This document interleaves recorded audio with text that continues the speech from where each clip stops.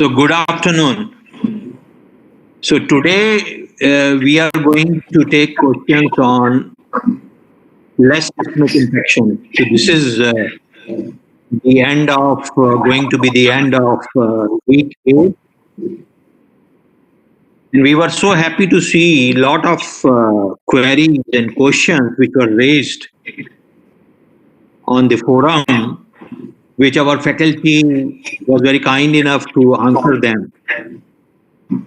We learned in this section the most important thing, which is important for making sure our newborn babies survive. That is how we can prevent infection, how we can diagnose it early, and how can we treat it. Nurses have a very important role in making sure newborn babies who are admitted in the facilities and in the SNCUs or NICUs, they don't get infected because this is totally preventable. So I am asking Dr. Sindhu from JIPMER to make a small presentation, and then we have all your faculty of the week, most of them who are online, Dr. Joginder, Dr. Mamta, Rimple, and then we have Pratima, Shrikant. Who else is there? Sindhu is already making the presentation. And we are waiting for Mahinder Jain to join and Jesse to join. So over to you, Sindhu. Thank you so much, sir. So in this particular week, we had learnt about how to prevent infection in neonates. And I will just be presenting 10 summary slides of most important learnings that we can translate to our unit.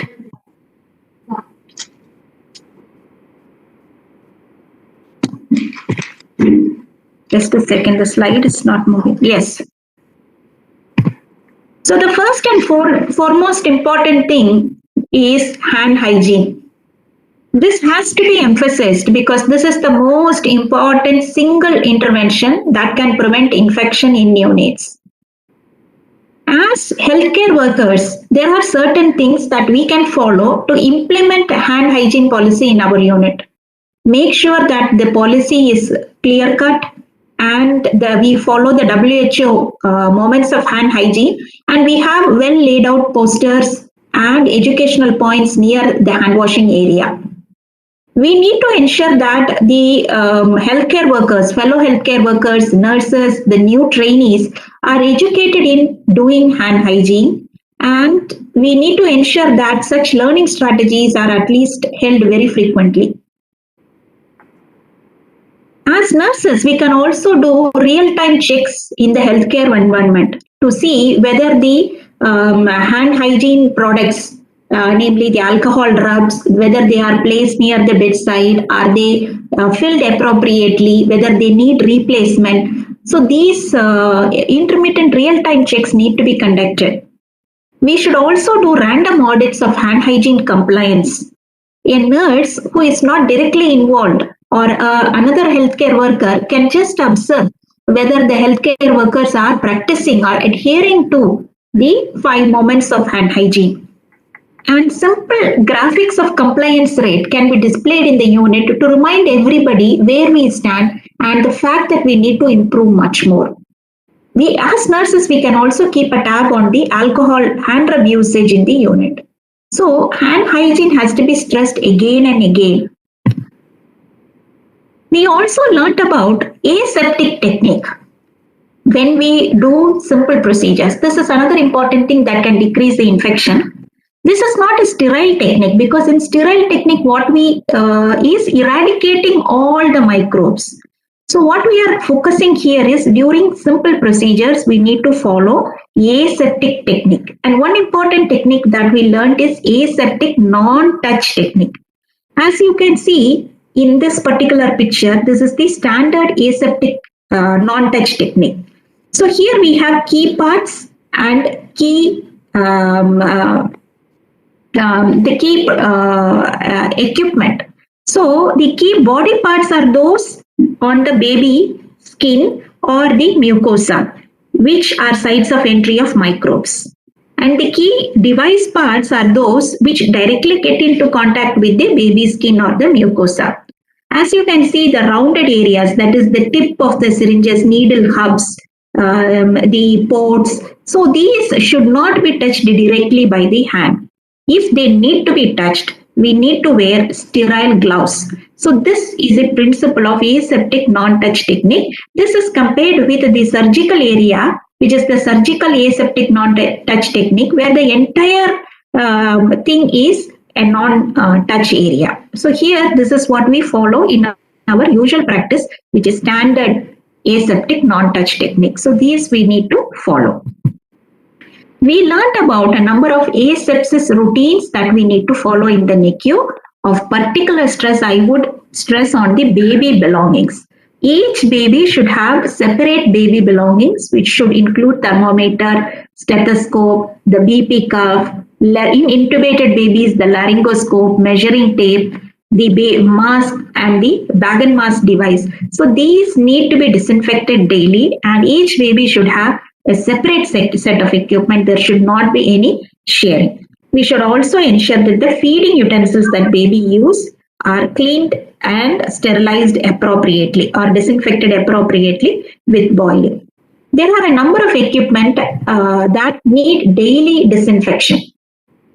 Like incubators, warmers, syringe pumps, phototherapy equipment, the baby mattress, pulse oximeter, multi-channel monitors, the oxygen hood, ventilator, CPAP machine, suction apparatus. We also learned through various videos the specific techniques that we need to use to clean and disinfect these equipment on a daily basis. Fourth, we learned about prevention of infection. In this, we learned that infection prevention is a continuum. It starts from the birth of the baby in the immediate post-birth period as well as in the postnatal period. So if we do essential newborn care, which is warmth at delivery, skin-to-skin care at birth, early breastfeeding, and proper hand hygiene and asepsis, and it reaches at least 90% of all mother-baby diets, we can see the percentage reduction in neonatal mortality rate with each one of these infections. So with essential birth care practices, we can have a significant impact on neonatal mortality. And this is very important that the process of infection prevention starts not only with the birth process, but during birth as well as postnatal period. So it is a continuum. This also we learned. We also learned about skin care, how skin forms a very important protective barrier for all neonates, and the day-to-day practices can damage the baby's skin. This you can see the various antiseptics that can bring about the skin injury, as well as the intravenous line use that can cause skin injury. So we learned during our videos as well as the webinars that it is very important to look for these damages in the baby's skin, protect the skin, decrease the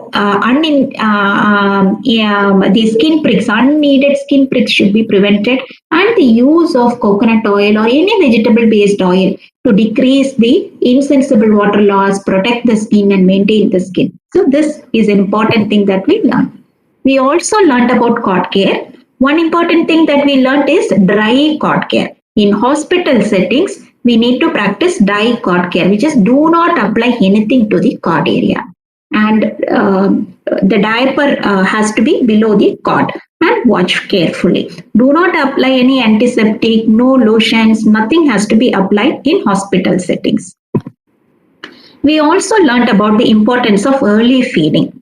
So early feeding, especially breast milk, mother's milk, decreases infection in the baby. It decreases the need for IV infusion or central line placement. Therefore, it is a very important infection preventing measure. So as nurses, we need to, whenever baby is admitted to the NICU, it is very important to involve the mother at the outset, right from the delivery, to stress on early expression of breast milk and even feed 1 or 2 drops of colostrum to the baby. We also learned something which is called as the bundle approach. What is this bundle approach? Bundle approach is a number of different interventions, each one of them being evidence based, and then they are applied together. We cannot do one aspect of the bundle without paying attention. So a bundle is implemented together. So it is an all or none phenomenon. You do the bundle or do not do the bundle. And each one of the specific components is very, very important. So this we can have, for example, prevention of ventilator associated pneumonia. For a peripheral IV line maintenance, we can have this for a central IV line insertion, central IV line maintenance. So this is called as bundle approach, which is a new thing that we learned. For example, in this, you can see the health worker trying to insert a central line. There are definite checklists that she needs to follow. Hand hygiene has to be done, scrub has to be done, she has to wear aseptic the sterile accessories, and skin asepsis has to be maintained. So this is an insertion checklist or an insertion bundle. For a maintenance bundle, we can see whether that central line is daily necessary, whether we are following, whether the dressing is appropriate, are we doing scrub the hub. So any central line or any IV access point is a potential source of infection entry. So the hub has to be scrubbed with an alcohol-based hand rub, and it has to be vigorously rubbed, and sterile precautions have to be taken before we access the line. So this bundle approach also we learned. And we also learned in the 2 days, today and tomorrow, we are focusing on antibiotic use, identifying infection. So antibiotic stewardship simply means choosing the right patient. Is this the patient whom you are suspecting sepsis? Are there risk factors? Is the baby symptomatic? So choose the right patient. Do not give prophylactic antibiotics just because baby is on ventilator or baby is receiving IV fluids or baby is receiving phototherapy. So choosing right patient is very important. Choosing the right drug for early onset or late onset sepsis based on hospital policy. Right, choosing the right dose and choosing the right duration. So for this, blood culture is very, very important. So as nurses, we need to ensure that before we give antibiotics, what is the need for antibiotic in the patient as the baby being investigated with an appropriate blood culture. So respect the blood culture. Once the culture is sterile and the baby is not behaving clinically like sepsis, it is time to stop antibiotic. Unnecessary use of antibiotic in the unit can lead to increased risk of resistant bacteria. So the culture, we as nurses as well as health workers, we need to instill the culture of sending blood culture in the unit. So send blood cultures, trust the blood cultures, take the blood culture properly to avoid contamination. So these are the summary points that I would say that we learned in this preventing infection module. Thank you, Dr. Sindhu. I think she beautifully summarized this week's learning. Dr. Sindhu's 10 commandments for making sure that the babies are not getting infected. And if we are doing something, we take all precautions so that infection can be prevented. And as she rightly said, if we are able to take care of that mother is not infected, labor room is clean, and in the postnatal ward, we will do breastfeeding, take care of the skin, cord care, then 90% of the times you will be able to prevent deaths which are occurring due to newborn sepsis. I'm not going to repeat these 10 commandments. She will put that in your Telegram app discussion forum, all the 10 points what she said here. But we know due to COVID infection, hand hygiene and the steps for hand hygiene, many of us are following for COVID. Hopefully, this will change the behavior of all the doctors, nurses, and healthcare professionals who are taking care of newborn babies in the SNCUs and NICUs. So, there are some questions which are there in the chat box, which I like to take. But before I go to the questions, let me ask Dr. Mamta. Mamta, please tell us in your unit, what are the 4 or 5 things you do in your unit for making sure the babies are not getting infected? Dr. Mamta. So, good afternoon, everyone. So, as sir asked, the most important thing which we do is the hand hygiene. So, hand hygiene is, I think, is the most important thing which prevents the infection. So, for hand hygiene, the repeated cleanings and surveillance and see the compliance of the nurses and the new doctors who are joining is very important. So, strict checking on hand hygiene is the first thing which we regularly do in our units. The second thing is early start of the feeding. So whenever even a preterm comes, being an outborn nursery, it's very difficult for us to get the EBM, but we insist on getting the EBM for the mother, and we try to start express breast milk or the breastfeeding as early as possible and stop the fluid and remove the cannula once the baby reaches to a feed of around 100 ml per kg. So it prevents the unnecessary IV cannulation and IV antibiotics, because it's the usual tendency to, once the IV cannula is in situ, the people keep on giving IV antibiotics also. So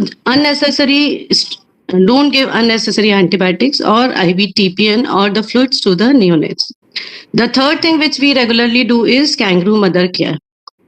So in the initial phase, when mother is not available to us for day 1 or day 2 or day 3, we call other attendant, either father or the grandmother inside the NICU, and we regularly do, even the baby on CPAP, we start on the kangaroo mother care. Very the good. Fourth, sir? Yeah, please continue. Last point. Okay. Yeah. And the fourth thing is the clustering of activities or bundle of activity cares. So we don't touch the neonates unnecessarily or repeatedly. So if they have to give the feed, they have to change the diaper or to the give antibiotics. So they do all the activities together from the aseptic to the septic activity. So they're giving the antibiotics first, then the feeds and the changing the diaper. So there are many other things, but these are 4 or 5 things which we strictly follow in our unit. Thank you, Mamta. So, thank you, sir. You re-emphasize very important points which you are following in your unit. And I am hearing Yes. time and again, hand hygiene, hand washing. I think is very important. As Dr. Sindhu said, we need to do audits of this. We need to observe randomly what is happening. And then on real time, we must make run charts to see what is the compliance of hand hygiene, whether all the steps are being followed in the right manner or not. And as she rightly said, it is very important for us to keep in mind that we must have the supply chain also in place. The soap, running water has to be there. Excellent. And all of us know how important it is for us to prevent overcrowding in the NICU and SNCU. We should not bring babies unnecessarily in the SNCU and NICU. And then not start each and every baby who comes to the SNCU and NICU on IV fluid, as Mamta said rightly, because that will lead to breach of skin and more risk of infection. So I have seen in units, all babies getting phototherapy are put on IV. Very bad practice. Don't do it. So there are lots of questions in the chat box. So let me ask Dr. Joginder to you. There is a question that if we have to sterilize laryngoscope blade, and if we put the bulb and the blade in the disinfectant, will it damage the bulb, or how we should clean it? Yeah. Sir, actually, we should not remove the bulb. We should dip it along with the bulb. It will not be damaged. In fact, it is said that if we remove it, it is likely to be misplaced. So it will not harm the bulb. It is a LED bulb and it will not be affected when we dip it into the Sidex or disinfectant. So in your unit, how frequently do you change the infusion set and IV Neoflon? Okay. So in our unit as a policy, we are changing every 48 hourly, or if it gets soiled, whichever is earlier, we are following that practice, sir. So what is the difference between hand washing and surgical hand washing and the hand washing which we do for entering the NICU? So if you look at the steps, both are similar, except that in surgical hand wrap, they ask to wash thoroughly the wrist part also till the elbow. The duration for the hand wash in our NICU is as recommended is 40 to 60 seconds. But surgical scrub, they say that it should be continued for at least 120 seconds. Sir. That is the only difference. Okay. So my next question goes to Rimple. Rimple, you are around? Rimple? Okay, if she is not there, let me ask to Mahinder Jain. Mahinder, Sir. are you around? Yes, sir. Yes, sir. A little bit louder. Your voice is... Yes, sir. Yes, sir. Okay, so there are 2-3 questions on biomedical waste disposal. First is, where should be the plastic waste disposed? In which bag? So plastics dispose in a... Hello. Yes? Yes, sir. So plastics we are disposing in a yellow bags. And suppose it is soiled with blood, then? Then red bags. Okay. Sindhu, in your unit? Sir, we are disposing, so we are using the blue bag, which is equivalent of red in here. So contaminated plastics, they go into that red bag. Only incineratable infected waste we are discarding in yellow bag. So some hospitals might have some small difference in policy based on their local infection control, and we can always follow what our hospital tells us. Okay. Yeah. So I think biomedical waste policies in each and every hospital, you may have some little bit of difference in the color of the bags also. So it is decided by the hospital infection control team, and they keep the national guidelines in their mind while they are making those guidelines, how the biomedical waste has to be disposed of. So kindly don't assume someone is doing wrong, because each hospital may have a little bit of difference in how these bag color would be for disposing various biomedical waste items. So, Mahinder, there is another one question for you. Can you explain what is bundle of care? So bundle of care, basically evidence-based, there is a steps that can decrease infection. There are group of steps we are taking in bundle of cares, and these are the evidence-based. So I think Sindhu gave a very good example. Suppose you have to put a umbilical venous line, or you have to put a line, what all things you need to do. So she showed that if you are putting a long line, first of all, you must do a hand hygiene. You must have a glove, which is sterile glove. You must have a gown. She also showed there was cap also, which was worn by the healthcare provider. And then how the skin has to be prepared, the steps which are there. So all those things in the bundle, you are doing things all together so as to make sure that the infection will not occur. So all the things will constitute that bundle for putting the long line. Okay. And it is a good practice always. You must have a SOP for that. And then there must be a checklist, because while you are doing that procedure, another person should look at the checklist, that are you following those steps in the right manner or not. So I think in each unit, there is a need for having SOPs and checklists. I am very sure it is there. And Jipmer for all the bundle approach which is done for the newborn babies for various procedures. Sindhu? Yes, sir. Yes, we have one for central line insertion, for central line maintenance. So every day, nurse during the maintenance period, they will revisit whether that line is really needed or not. That is the most important point. Second, they will do sterile precautions when that particular line port is accessed. When they change the TPN or when they infuse, so they scrub the hub would be maintained. And third, they will check the dressing and whether there is erythema swelling around that central line. So these are three aspects that every day the nurse would check before she uses. Every shift they would check and they would know. So we have a sheet which is attached with the nursing file for the maintenance of central lines. Yeah. So let me ask Joginder one more question. Joginder, what is this antimicrobial stewardship program?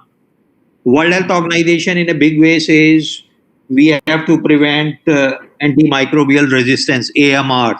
So what is this stewardship program? So antimicrobial stewardship stands for the judicious use of antibiotics. It means we are giving antibiotics to the patient who actually need it, means right patient, for in the right dose, for the right duration, and when it is not needed, we stop it. The ultimate aim is to decrease the use of antibiotic, to decrease the resistance without getting any harm. So this is the crux of antimicrobial stewardship. And this is important because the way antibiotic resistance is increasing, if we do not take care of this as of now, then it will be difficult to treat the organism with the given antibiotics. Okay, yeah. Good. So there is another one question about sterilization or disinfection of the circuits. Let me ask, are you using ETO for doing sterilization in your hospital? Jipmer, PGI, Bhopal, AIMS? Sir, we are doing it in our We are hospital. using at PGI. We are routinely CNBC also we are using ETO, sir. Okay. Yeah. Jipmer Jipmer also has ETO, sir. and PGI also. PGI also. Yes, sir. Bhopal AIMS? Yes, sir. We are using. Okay, so wonderful. So I think we have taken majority of the questions which are there. So may I ask each one of you to give one key message, and kindly don't repeat the key message for the participants. So let me start with Mamta. I think we are treating the smallest of the teeniest of the babies in our unit, and we have to be very gentle. And for that, I think the prevention of the infection is most important, and hand hygiene is the key for that. So please keep on doing hand cleaning, washing, and using the sanitizer before touching, after touching, using all 5 movements of hand hygiene.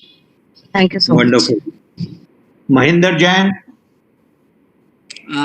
Yeah, yes, sir. Thank you. So, for as Madam told that hand hygiene is very important. Here, I want to add that different procedure we should be document and we should have proper checklist. So, and we have to follow. So, this will make adherence with your what you have learned this through this program. So, checklist should be there, and we have to follow. And time to time audit is very important. And we should, if possible, then we should have infection control team or committee, and this will be very important for newborn and NICU. Thank you. Okay, so good. So number one, hand hygiene has to be done. Number two, we must have a SOP and checklist. Joginder. Yes, sir. So I think skin care is very important, sir, because we do examine all the systems, but we tend to forget the skin, which is an essential part. So the skin should be examined regularly, and typically in the extreme premature babies, we should be very careful about the IV side skin, umbilicus, back of the baby. And as Dr. Sindhu has shown that non-judicious use of the antiseptic and disinfectant can lead to skin injury. So we should take care of the practices for a good skin care. Very important. I think in the smaller your baby, the less is the gestation. Skin is the most important organ which have to be taken care of. Because if there is a breach in skin, the bacteria is going to enter.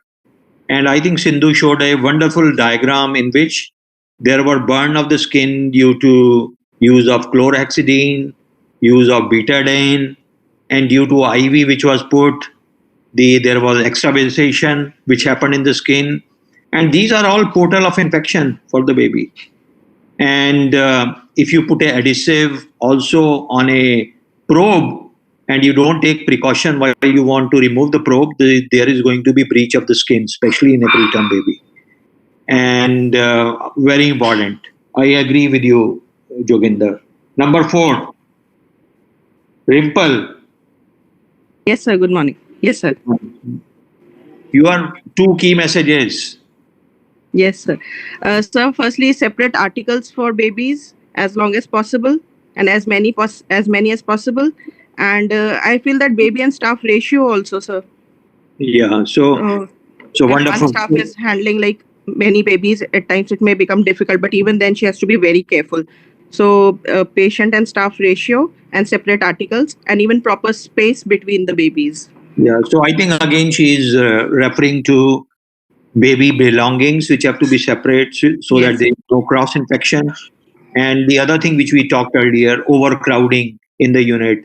Unnecessarily, the baby should not come in the NICU or SNCU. Like a baby born by cesarean, term baby, no problem. Why he should enter the NICU or SNCU? He should stay with the mother. So unnecessarily, and a baby who is 2 kg, 2.1, stable, should be with the mother with KMC. Why to enter in the NICU and then leading to overcrowding? So I think both these points are very, very important. So next is Sindhu. Please don't repeat, Sindhu, something. Yes, sir. I think we should involve mothers as well as parents whenever babies are admitted to the NICU. For example, mothers can be involved not only in breastfeeding, expressing milk, but also doing kangaroo care and simple procedures like application of oil and diaper change. So family mothers are very, very vigilant about the skin and care of the newborns. So they are very family-centered care or family involvement can decrease infection in the unit. So we should involve them. I think, yeah, I think this is a very important aspect of care, which is called as the family-centered care. A lot of people think it will increase infection. No, it doesn't lead to increase infection. Even the care of the baby is going to become better. The mother is going to have prolonged breastfeeding also. And then she will understand what are the early danger signs once she goes home. So involving mother in the care of the baby will decrease infection and the outcomes are going to be better. So I see Shrikant also listening to us. Shrikant, you have 2 key messages for everyone. Yes, sir. Good afternoon, sir. So, I would suggest appropriate use of antibiotics in babies. There should not be routine use of antibiotics for all babies admitted in the NICU. Especially many of the units are starting antibiotics in the case of birth asphyxia or meconium aspiration syndrome or TTNB. They are using it. So I would suggest appropriately we should use the antibiotics in case of sepsis. And the other point is, we should follow antibiotic stewardship. That is right dose, right time, right patient, and right route. We should be followed in the NICU. And to prevent this prescription or errors, medication errors, that's antibiotic error, we should avoid it. So thank you everyone for giving your time on Christmas Day. Wish you all a Merry Christmas and wonderful summary points. How we can prevent infection in the NICU and SNCUs and postnatal ward. The greatest challenge is we know everything, but how do you get it translated into action? So that will improve the care for the baby, prevent infection, and save the baby. So thank you everyone joining for today's short